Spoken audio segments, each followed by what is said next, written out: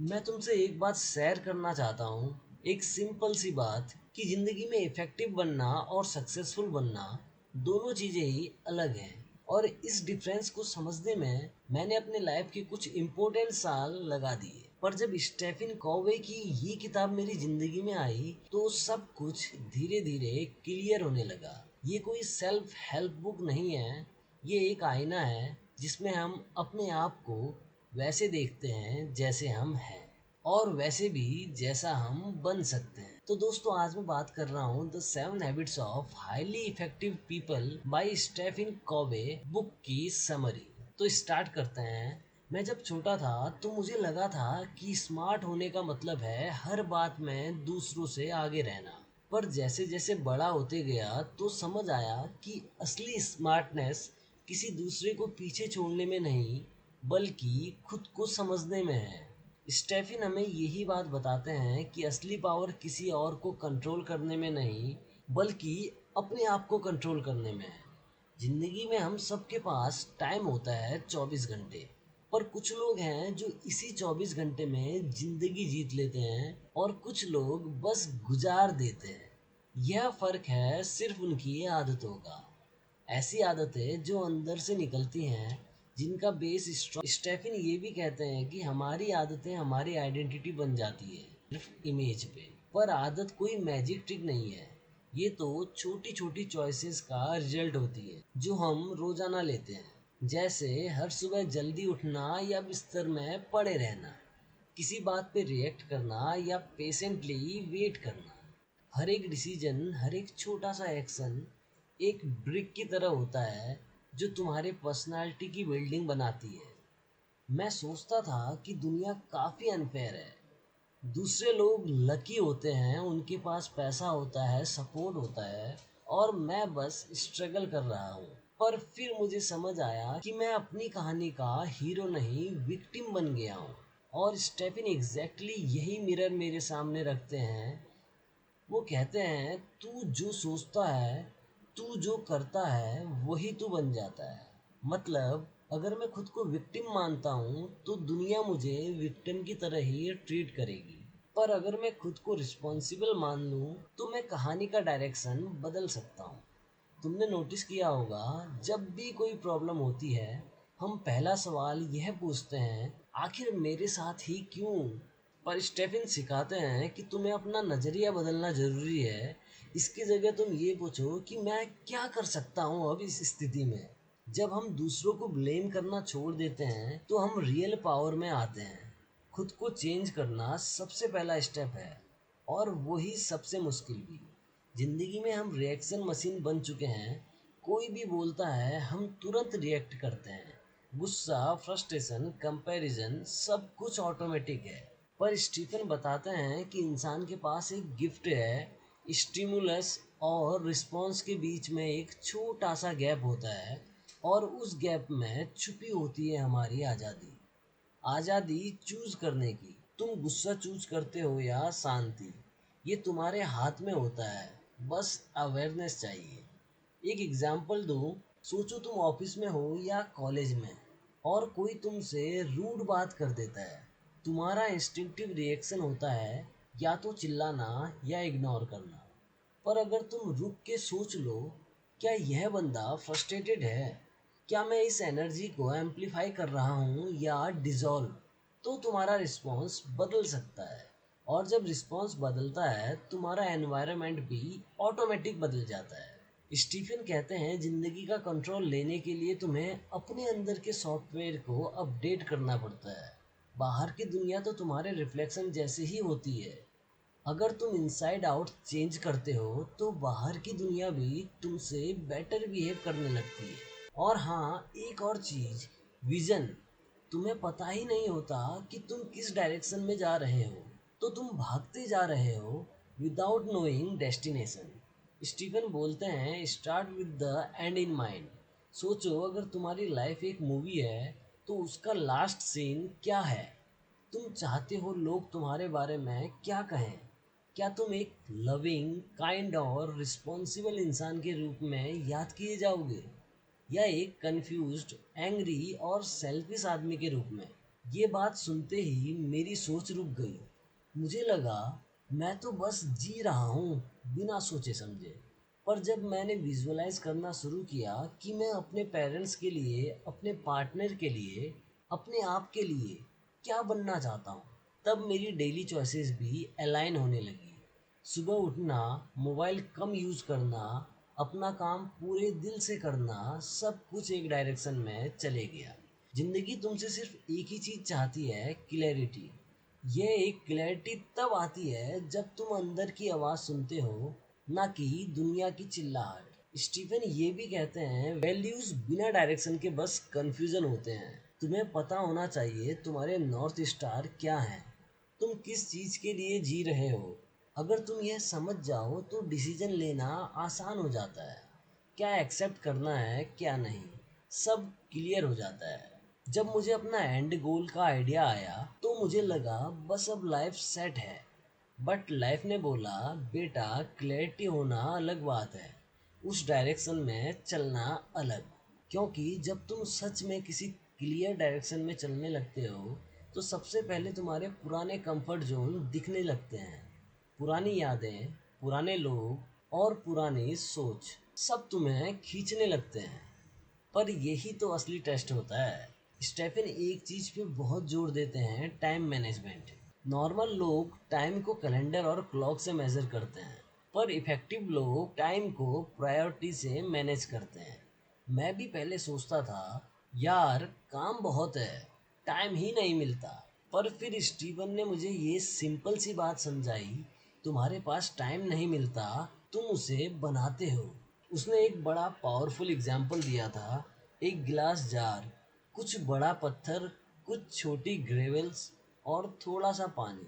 अगर तुम छोटी ग्रेवल्स और पानी पहले डाल दोगे तो बड़े पत्थर कभी फिट नहीं होंगे। पर अगर तुम पहले बड़े पत्थर डाल दोगे तो बाकी सब एडजस्ट हो जाता है। अब सोचो तुम्हारे लाइफ का बड़ा पत्थर क्या है?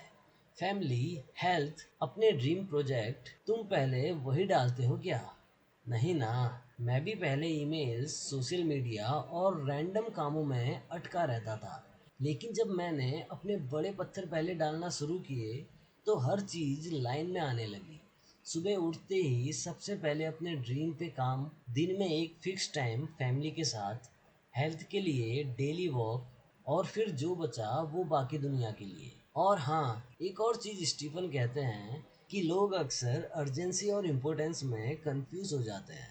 हर फ़ोन कॉल अर्जेंट लगता है, हर व्हाट्सएप मैसेज इम्पोर्टेंट लगता है, पर असल में जो चीज़ तुम्हारे लॉन्ग टर्म ग्रोथ में हेल्प करती है वो ही केवल इम्पोर्टेंट होती है। वो कॉल या मैसेज नहीं, बल्कि तुम्हारा एक फोकस्ड आवर, एक नया स्किल, एक ऑनेस्ट कन्वर्सेशन, ये चीज़ें ज़्यादा मैटर करती है। एक दिन में इतना ज़्यादा खुश था कि लगा सब कुछ छोड़ दूँ। पर फिर स्टेफन का एक सेंटेंस याद आया, the key is not to prioritize what's on your schedule but to schedule your prioritize. बस वहीं से मैंने अपना शेड्यूल उल्टा कर दिया।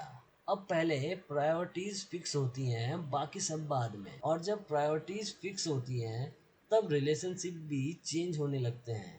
तुम अपने आप को समझने लगते हो और फिर दूसरों को समझने का पेशेंस भी आता है। स्टीफन ये भी बताते हैं कि लोग दूसरों को सुनते नहीं हैं, बस जवाब देने के लिए रुकते हैं। जैसे ही तुम्हारा फ्रेंड कुछ शेयर कर रहा हो और तुम उसके बीच में ही बोल दो, हाँ हाँ मेरे साथ भी ऐसा हुआ था। तुम सोच रहे हो तुम कनेक्ट कर रहे हो, पर असल में तुम उसका पेन इग्नोर कर रहे हो। उसका दर्द सुनने की बजाय तुम अपनी कहानी ले आए। स्टीफन इसको बोलते हैं ऑटोबायोग्राफिकल लिसनिंग। मतलब तुम दूसरों को उसकी कहानी के थ्रू नहीं, अपनी कहानी के लेंस के थ्रू सुनते हो। मैं भी ऐसा ही करता था, बिना समझे ही रिप्लाई देना, एडवाइस दे देना। लेकिन जब मैंने ध्यान दे के सुनना सीखा, मतलब दूसरों को पूरे दिल से सुनना, बिना जजमेंट के, तब मेरे रिलेशनशिप बदलने लगे। लोग मुझे फ़ोन करने लगे सिर्फ इसलिए क्योंकि उन्हें लगता था तू सुनता है, और वो फीलिंग प्राइसलेस होती है। स्टीफन बोलते हैं कि हम हर रिलेशनशिप में या तो डिपॉजिट करते हैं या विड्रॉल। जैसे बैंक अकाउंट होता है वैसे ही इमोशनल बैंक अकाउंट भी होता है। अगर तुम बार बार लेट होते हो, झूठ बोलते हो या इग्नोर करते हो तो विड्रॉल होता है। और जब ट्रस्ट जीरो हो जाता है तो रिलेशनशिप टूट जाता है। पर अगर तुम टाइमली हो, समझने की कोशिश करते हो और ऑनेस्ट हो तो तुम्हारे डिपॉजिट बढ़ते हैं। और जब टफ टाइम आता है तब वही डिपॉजिट काम आते हैं। तुम्हारे फ्रेंड तुम पे ट्रस्ट करते हैं, तुम्हारे पार्टनर को लगता है कि तू मेरे साथ है। यह इमोशनल बैंक अकाउंट हर रिलेशनशिप का फाउंडेशन है। यह सब सुन के लगता है यार इतना ऑब्वियस है ना, लेकिन हम लोगों को कब यह बेसिक चीजें रास आती हैं। हमें तो सिर्फ बड़े दिखने में मजा आता है, अंदर से बड़ा बनने की तो सोच ही नहीं होती। और सबसे अमेजिंग बात, स्टीफन ये सब थ्योरी के फॉर्म में नहीं बताते, बल्कि हर कॉन्सेप्ट के पीछे एक रियल इमोशन के साथ इसे बताया जाता है। तुम्हें लगेगा कि ये किताब किसी और की जिंदगी के बारे में नहीं, तुम्हारे खुद की कहानी है। मुझे याद है एक बार मैं अपने एक दोस्त से लड़ गया था, सिर्फ इसलिए क्योंकि उसने मुझे एक प्लान में इंक्लूड नहीं किया। मैंने गुस्सा दिखाया, डिस्टेंस बनाया, पर जब मैंने उसे शांत होकर के पूछा क्या हुआ था उस दिन, उसने बोला मैं एक्चुअली मेंटली लो था और किसी से मिलना नहीं चाहता था। और उसकी आंखों में परेशानी थी। बस उस दिन समझ आया, हम सिर्फ अपने पर्सपेक्टिव से जज करते हैं, बिना पूरे कॉन्टेक्स्ट को जाने बगैर। और जब तुम दूसरों के कॉन्टेक्स्ट समझने लगते हो तब तुम इफेक्टिव बनते हो। जब मैंने अपने रिलेशनशिप को समझना शुरू किया तो मैंने फील किया कि असली ग्रोथ तब आती है जब तुम किसी के साथ जेन्युइनली कोलैबोरेट करते हो, मतलब विन विन सोच के साथ। स्टीफन बोलते हैं most people think in terms of either I win और यू विन। बट सच यह है कि अगर तुम थोड़ा पेशेंस रखो, थोड़ा ट्रस्ट बिल्ड करो तो दोनों जीत सकते हैं। मैं पहले एक प्रोजेक्ट में था जहां हम 3 लोग मिलके काम कर रहे थे। हर किसी को अपना क्रेडिट चाहिए था, अपना आइडिया बेस्ट लगता था। तो नेचुरली हर मीटिंग में बस आर्गुमेंट्स होते थे।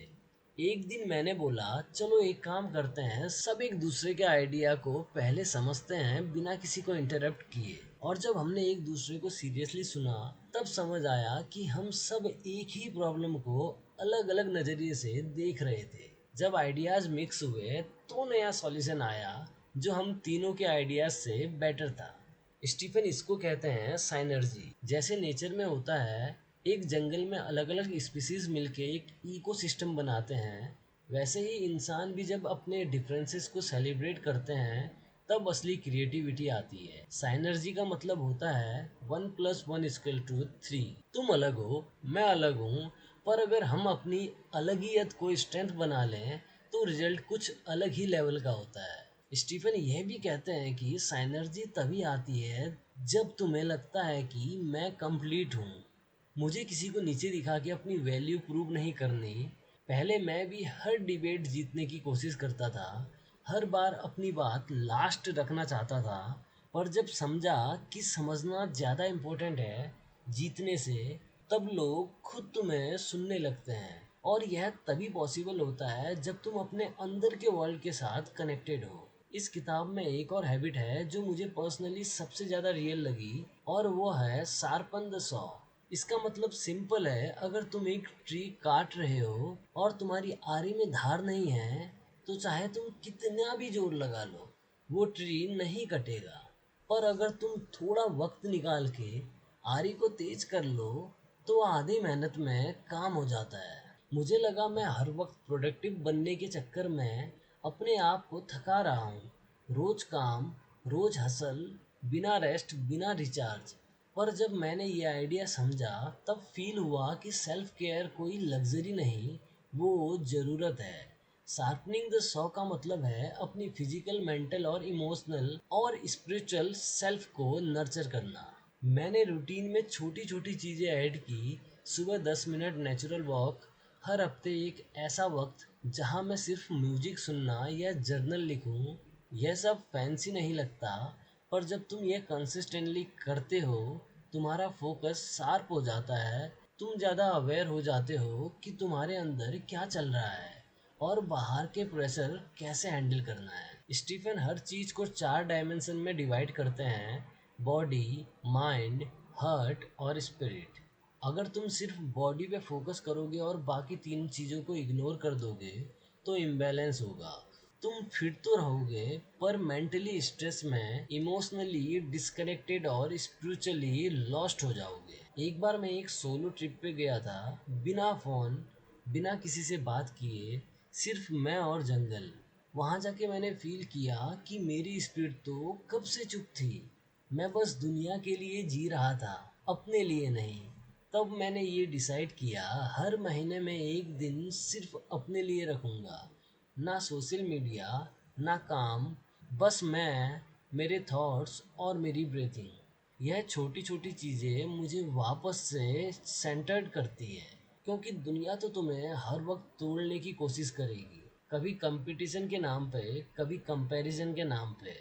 तुम्हारा काम है अपने आप को हर दिन थोड़ा थोड़ा जोड़ना, और यह तभी होता है जब तुम अपने अंदर इन्वेस्ट करते हो। स्टीफन की यह अप्रोच अलग इसलिए लगती है क्योंकि यह सिर्फ सक्सेस के बारे में नहीं, सिग्निफिकेंस के बारे में है। तुम कितना कमाते हो वो नहीं, तुम कितना मैटर करते हो किसकी लाइफ में, वो इम्पोर्टेंट है। और सबसे बड़ी बात, यह सब ओवरनाइट नहीं होता। यह एक प्रैक्टिस है, रोज अपने आप से पूछना, क्या मैंने आज किसी को जेन्युइनली सुना, क्या मैंने अपने टाइम का बेस्ट यूज़ किया, क्या मैंने अपनी फिजिकल और मेंटल हेल्थ का ध्यान रखा, क्या मैंने आज किसी की हेल्प की बिना किसी रिटर्न के एक्सपेक्टेशन के। जब तुम इन सवालों के साथ जीते हो तब तुम इफ़ेक्टिव नहीं, इंस्पायरिंग बन जाते हो। ज़िंदगी में एक पॉइंट आता है जब हम सेल्फ हेल्प या मोटिवेशनल ढूंढना बंद कर देते हैं और खुद से एक बेसिक सवाल पूछते हैं, मैं कौन हूँ और मैं क्या लेगेसी छोड़ना चाहता हूँ। स्टीफन इस किताब के सबसे एंड में एक असली फिलोसफी इंट्रोड्यूस करते हैं जो सिर्फ प्रोडक्टिविटी के बारे में नहीं, आइडेंटिटी और पर्पस के बारे में होती है। वो कहते हैं, begin with the and in mind. सोचो, अगर तुम्हारी लाइफ का एक लास्ट पेज हो, एक लास्ट पैराग्राफ हो, उसमें क्या लिखा होना चाहिए। मैंने अपने दोस्तों से पूछा, अगर कल तुम्हारा फ्यूनरल हो तो लोग तुम्हारे बारे में क्या कहेंगे। क्या वो सिर्फ ये बोलेंगे कि बहुत काम का बंदा था, या ये कहेंगे कि उसने मेरी लाइफ बदली थी, जब मैं टूट रहा था तब उसने मुझे पकड़ा था। इस रियलाइजेशन ने मुझे हिला दिया। मैं समझ गया कि एक इफ़ेक्टिव इंसान सिर्फ गोल सेट नहीं करता, वो एक विजन जीता है। उसका हर छोटा एक्शन उसके उस बड़े पिक्चर से जुड़ी होती है। जैसे एक आर्टिस्ट हर स्ट्रोक के पहले इमेजिन करता है कि पेंटिंग का फाइनल कैनवास कैसा दिखेगा, वैसे ही एक जागरूक इंसान हर दिन यह सोच के जीता है कि ये एक्शन मेरी लेगेसी का हिस्सा है या नहीं। स्टीफन ने कहा है, all things are created twice, first in the mind then in reality. उनका कहना है कि हर चीज दो बार क्रिएट की जाती है, पहले तुम्हारे दिमाग में, उसके बाद रियलिटी में।